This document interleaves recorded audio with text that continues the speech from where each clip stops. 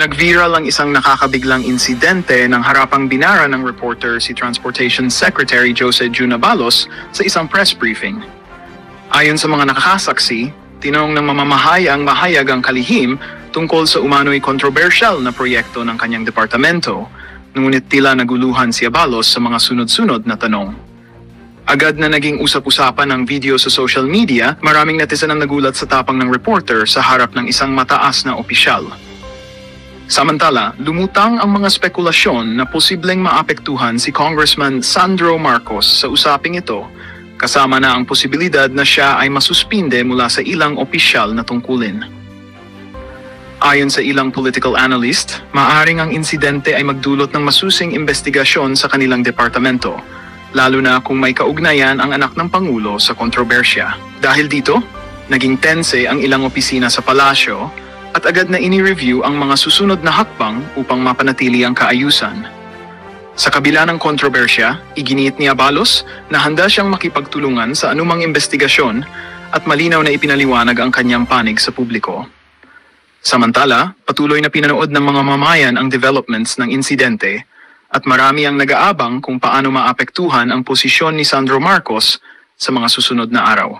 Isa itong mainit na issue na tiyak na mananatiling trending sa social media at balitang pambansa.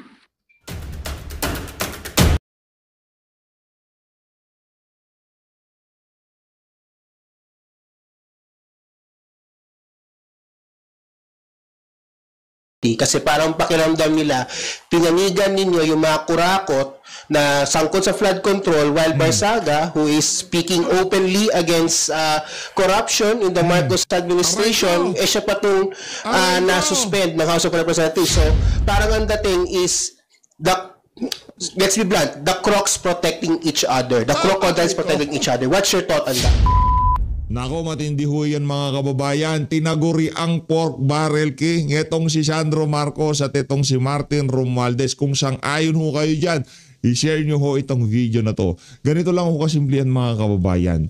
Pinsan ng presidente at anak ng presidente, sila ho ang nakakaladkad dito sa kung tawagin makabagong pork barrel na kung saan walang humpay na ghost project at insertion ang ginagawa nitong mga hinayupak na to.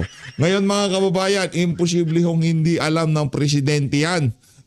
Imposible hong hindi niya alam na ang kanyang pinsan at ang kanyang anak talagang winawalang hiya ang pondo ng sambayanan. Kung hindi kumibo ang presidente, isa lang ho ibig sabihin yan. Malamang sa malamang, kasabwat din ho sa kalokohan ang mga nasa Malacanang. Pero bago yan, isang like at isang subscribe.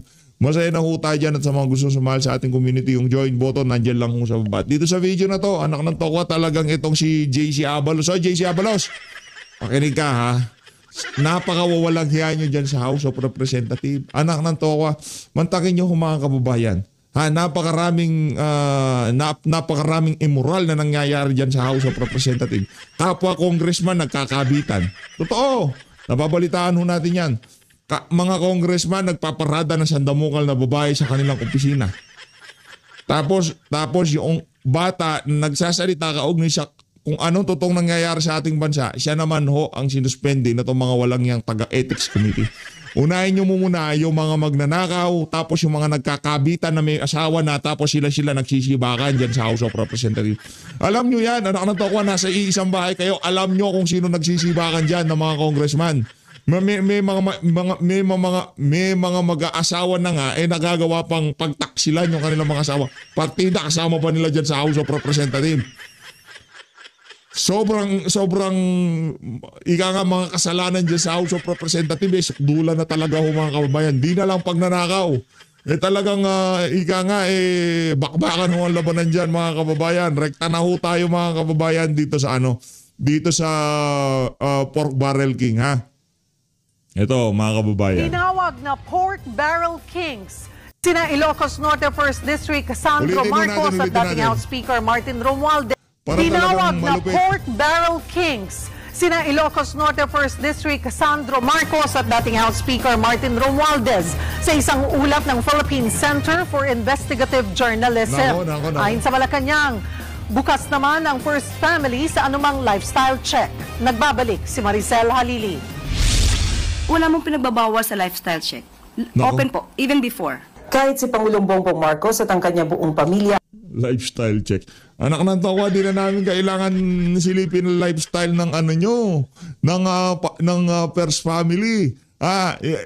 Lumabas na mismo dyan sa mga hearing sa Senado. Lumabas na mismo doon sa mga testimonya ni Zaldico. Anak ng tawa, bibili ng bahay sa Forbes Park para pag-deliveran lang ng pera, palakpakan. Anong lifestyle check? Mamaya ka sa akin, ante. Pagkatapos ito si JC Abalos, nako,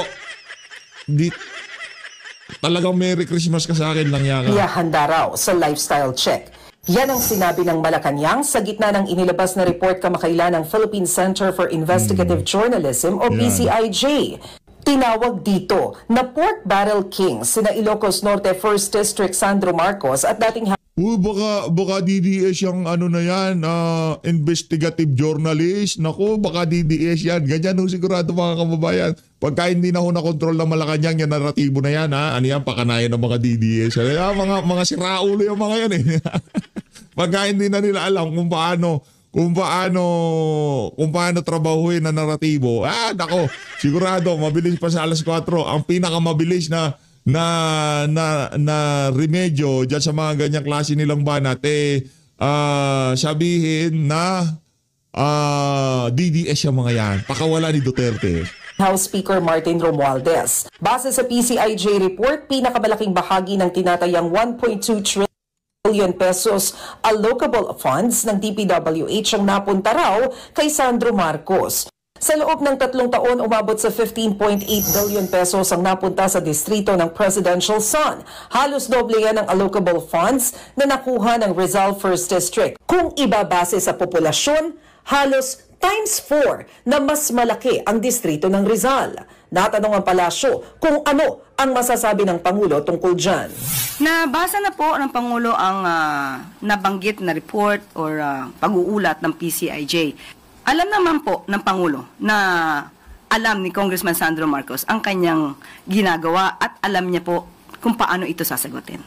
Wala pang sagot tungkol sa PCIJ report si Congressman Sandro. Bukod dyan, hindi rin pinalagpas ng PCIJ ang umano'y allocable funds na napunta kay dating House Speaker at Leyte 1st District Representative Martin Romualdez. Sa datos po mga lawas siya kay Sandro Marcos sa pinakamalaking pork-style allocation mula 2023 hanggang 2025. Umabot ito sa 14.4 billion pesos para sa kanyang distrito. Gaya ng distrito ng Presidential Son, mas maliit na distrito ang hawak ni Romualdez pero mas mababa ang nakuhang pondo sa ilan pang mas mataong lugar. Tikom pa ang bibig ni Romualdez dito. Noong Agosto, ipinag-utos ni Pangulong Marcos ang lifestyle check sa lahat ng opisyal ng gobyerno. Pero hanggang ngayon wala pang update kung natapos na ito. Walang anong lifestyle check. Ang sigurado ho dito mga kababayan, ha? Ang sigurado ho dito, lahat ng pagtatakip gagawin ng administrasyon na to para mapakita na napakapayak ng kanilang pamumuhay dyan sa Malacanang. Ano lifestyle check? Ano na to ka? Magkakaroon sa travel ho nila milyon ang ginagastos ng sambayan ng Pilipino.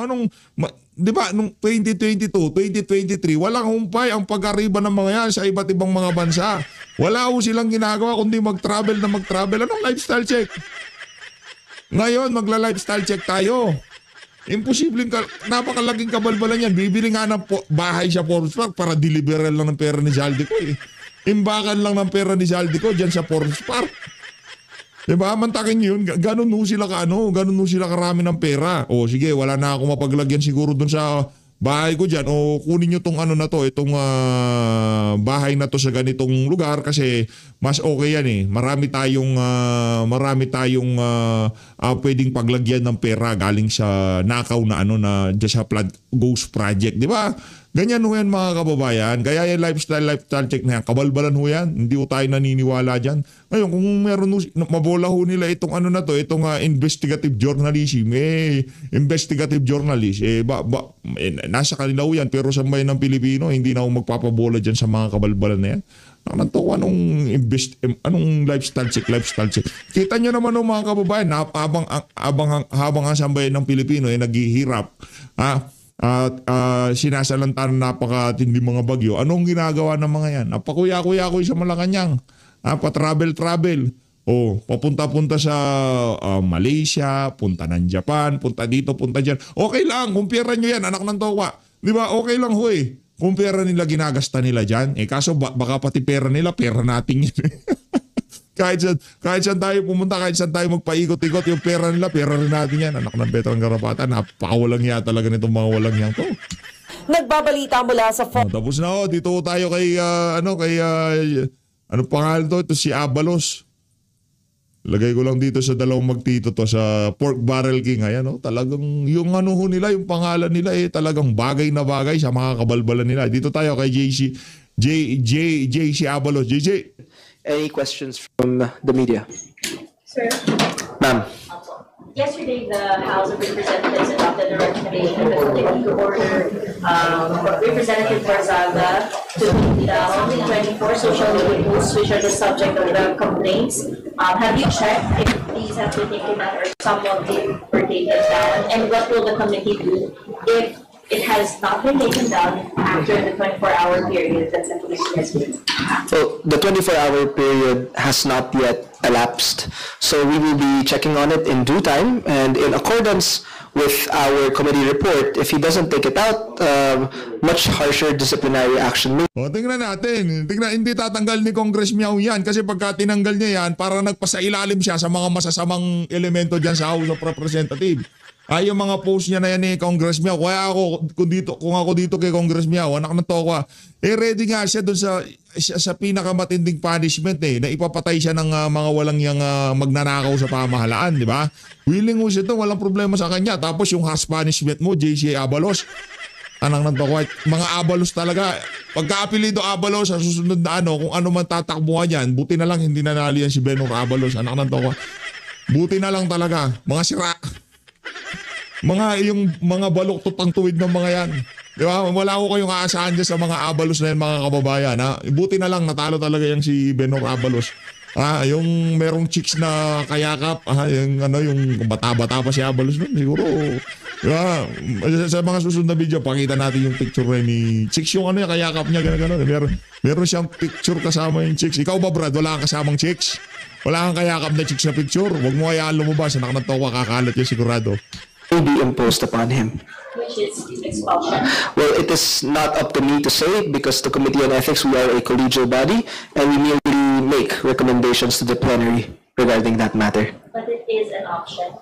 Well, it is always an option because that's enumerated under our rules as well as the Constitution.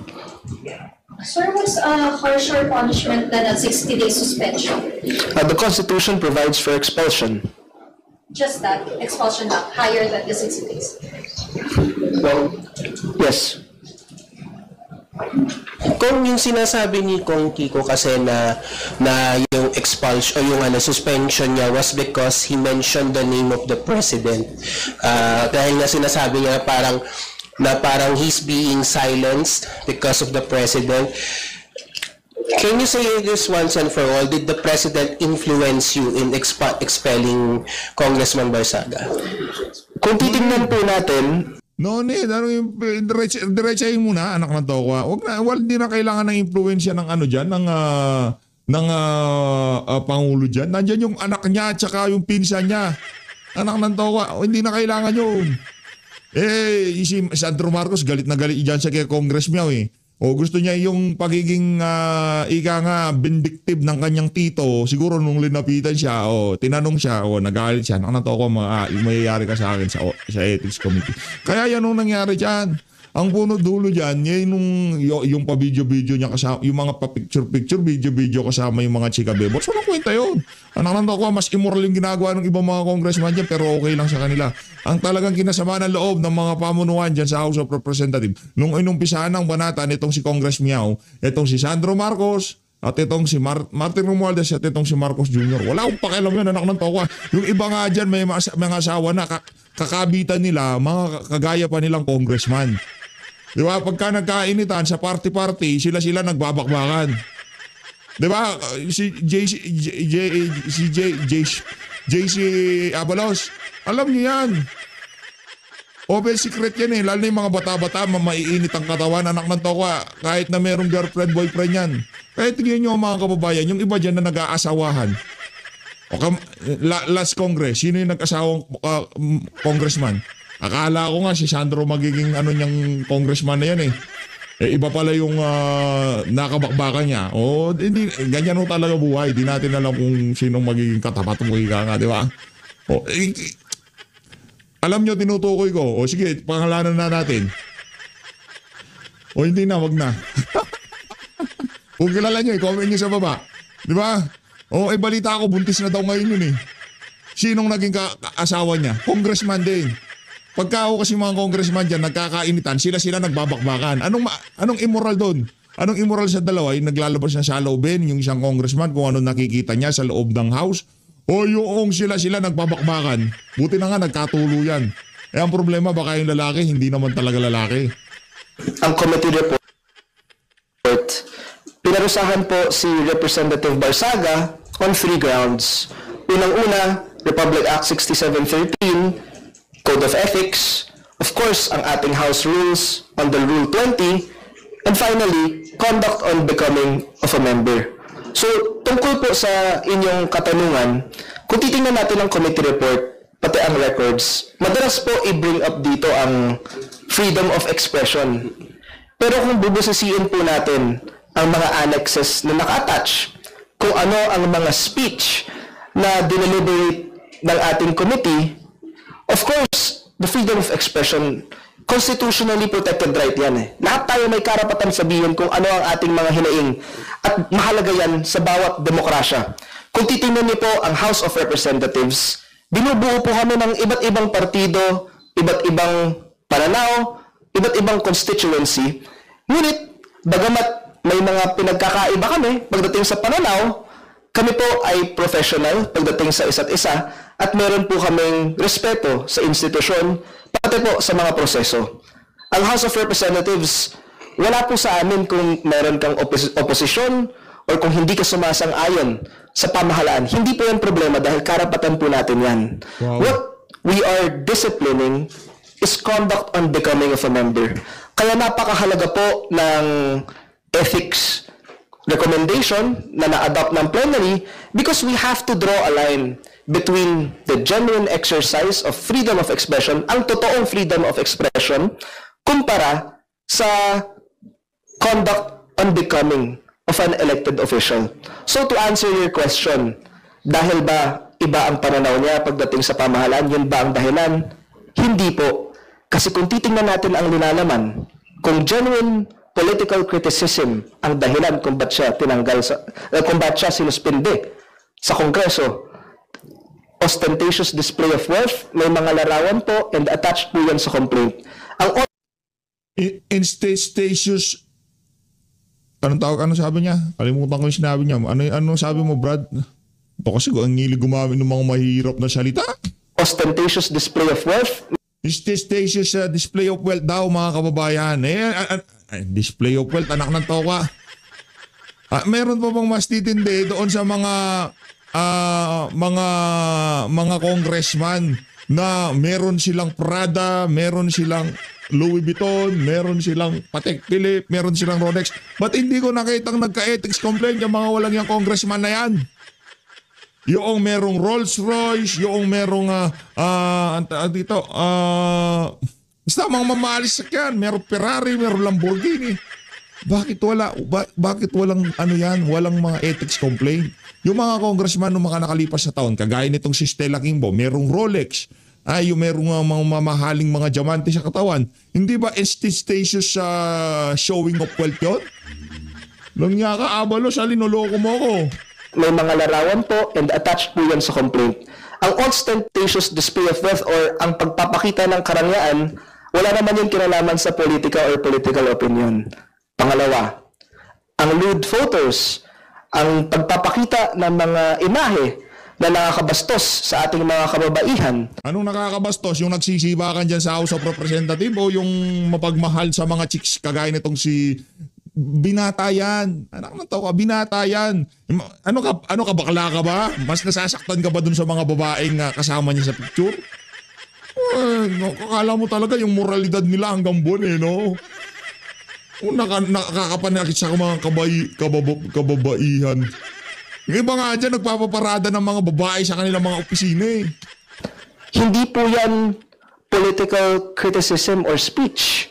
So kung titingnan po natin yung subject matter, and of course, if you are going to make certain pronouncements, for example, ang pagsunog ng Kongreso, or kunwari po, ang pagdala ng airsoft sa rally, hindi po ito ang genuine criticism na pinopromote po natin sa House of Representatives. Kung titingnan niyo po ang House, iba't ibang partido ang nandito. May Nakabayan ka, may Liberal, may Akbayan, may NUP, may... At lahat sila nagkakaisa para suportahan ng mga magnanakaw. Para pagtakpan yung mga proponent. Alam mo, merong NUP, merong ganito. Kalokohan yan. Iilan na lang yung totoong opposition dyan sa House of Representatives na yan at mabibilang mo sa daliri yung totoong talagang tunay na may pagmamahal sa bayan. Walang niya kayo. PFP, may PDP, iba-iba ang pinanggagalingan. But for the longest time, we have been respectful with one another and we value each other's opinions. Kaya sa akin po, sumasang-ayon po ako sa ating mga kasamahan. Naniniwala ako na mas malaking issue ang korupsyon. Tamang-tama po yan. Kaya ako po, binabati ko po ang mga miyembro ng mga kamera na binanggit yan nung in-explain nila ang kanilang boto. Dahil hindi dapat yan mawala. Walang nag-explain ng boto. Anong in-explain ng kanilang boto? Lang niya kayo. Yung kanilang yung adopted committee report. Okay. Yung in-explain nila. Walang problema yun. Yung mga yan pumasok lang naman karamihan dyan para talagang suspendihin itong si Congress Meow. Yung masyado ho silang kumbaga malalim sa kabalbalan sa House of Representatives kaya pag kasi meron binanatan itong si Congress Meow kahit hindi sila ang pinatutungkulan nasasaktan kasi malalim na sila sa kalokohan dyan baka mga karamihan siguro ng mga bumoto na suspendihin itong si Congress Meow malamang mga proponent yung mga walang yan sa kamalayan ng sambayan ng Pilipino dahil mas mabigat naman yan kumpara sa ethics pero kami po sa Ethics Committee ang mali po ay mali, malaki man o maliit. Ang mandato po ng Ethics Committee ay sagutin, itry ang mga ethics complaint na sinasampa sa amin. At yun po ang aming ginagawa. Kapag may magpa-file ng complaint sa maski sinong kongresista na may kinalaman sa mga maanomalyang transaksyon pagdating sa infrastruktura or kung ano man, handa po kaming sagutin yan sa Committee on Ethics at gagawin namin yan within 60 session days pursuant to our rules. May mga katanungan pa po ba? Regarding dun sa sinabi niyo rin, kasi I think it was Congressman Levisto said that na parang dapat maraming mga ibang congressman na involved sa alleged corruption na hindi pa na-investigan. Yung Committee on Ethics. Senador dito kay BP Sara, titikit na ako para kung manalo ko pagdating ko sa Senado. Sige, doon kami ni Tito Sen. Naku, mga ka-reaction. Alam mo, Tito Sen, ginalit mo lang si Anjo Iliana Wala namang planong tumakbong senador yan Ginalit mo Gusto lang yan vice mayor di ba? Natalo nga lang siya kasi siguro kulang sa pondo. Pero mga ka-reaction, dito nakita natin si Anjo Iliana. Hindi ko sinasabing gugustuhin siya ng 100% ng mga DDS. Kasi po alam po ninyo yung mga DDS. Kapag nararamdaman nila na talagang hindi ka patunay o hindi ka pa talaga yung suporta ng mga DDS, yung ibang DDS medyo paganon-ganon pa sa'yo.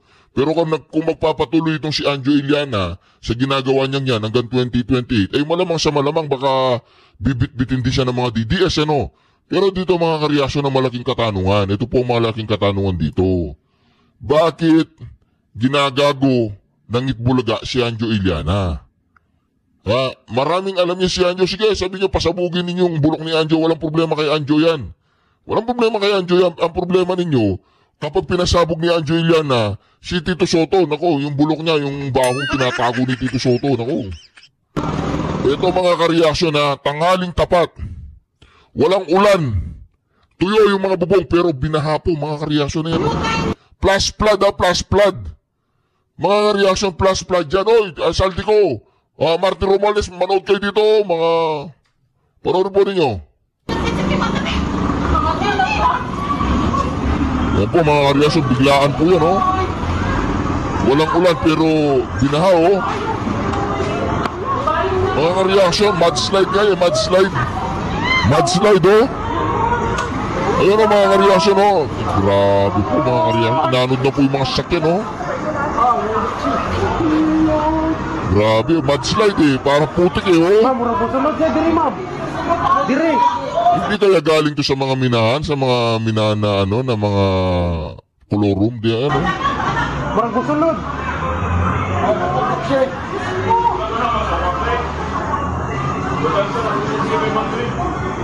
Walang ulan dyan mga kareaksyon ha. Grabe po mga kareaksyon no. Mga punyetang mga congressman na nagnakaw ng flood control pan. Bongbong Marcos, nakita mo yun? Diba kasi napakagara mo Bongbong Marcos nung kampanya nung 2025. Napakalupit ng stage ninyo. Hindi ko alam kung magkano sinuporta mo kay Pampilo Lacson tsaka kay Tito Soto. Binigyan mo ba sila ng milyon-milyon o bilyon-bilyong pera? Tanong lang. Diba? Dapat siguro mga punyetang magnanakaw,